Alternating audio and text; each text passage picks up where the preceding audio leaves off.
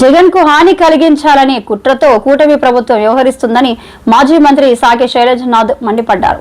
మీడియాతో మాట్లాడుతూ ఏకంగా వైఎస్ జగన్ తల నరుకుతారంటూ టీడీపీ సీనియర్ నాయకుడు బుచ్చయ్య చౌదరి బహిరంగంగా చేసిన వ్యాఖ్యలను చంద్రబాబు సమర్థిస్తున్నారా అని ప్రశ్నించారు.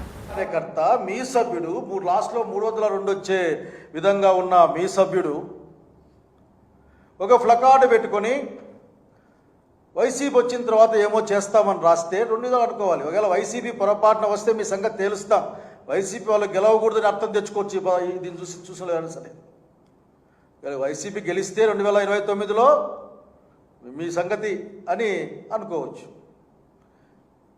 కనుక దీన్ని మీరు ఒక కుట్రపూరితంగా జగన్మోహన్ రెడ్డి గారికి వస్తున్న అపూర్వమైన ప్రజాదరణని చూసి తట్టుకోలేక దాన్ని ఏదో విధంగా డిస్టార్ట్ చేసేందుకోసం దీన్ని వార్తాపత్రికలకో లేకపోతే మీడియాకి అందించిన వాళ్ళు ఎవరు? అక్కడున్న వాళ్ళు చూడలే, ఎవరు చూడలే. దానికి పెద్ద ప్రచారం ఇచ్చింది రామానాయుడు గారు అనుకుంటా, బహుశా ఆయన మంత్రి గారు తెలుగుదేశం పార్టీ ఆఫీసులో కూర్చొని దీన్ని ఆయన ప్రచారం చేస్తే వివిధ మాధ్యమాలు, వాళ్ళకు అనుకున్న మాధ్యమాలు దాన్ని ముందుకు తీసుకెళ్ళాయి. ఇక్కడ అడగాల్సింది ఒక్కటే, ఎవరిని మోసం చేద్దామని, ఎవరిని ప్రజల్ని ఏ విధంగా మోసం చేద్దాం ఆలోచన తప్ప ఇంకో ఆలోచన రాదా? పథకాలు ఇమ్మంటే మోసం చేస్తారు, మభ్యపుచ్చుతారు.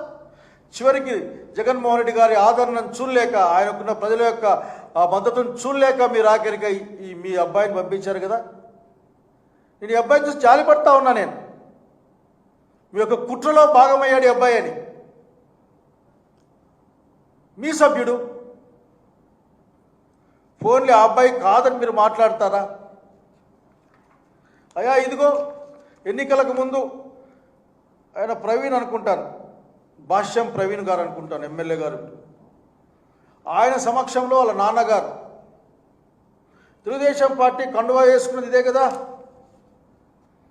అంటే కుటుంబం యావత్తు కూడా తెలుగుదేశం పార్టీలో ఉందన్నమాట వాస్తవం కదా. ఇప్పుడు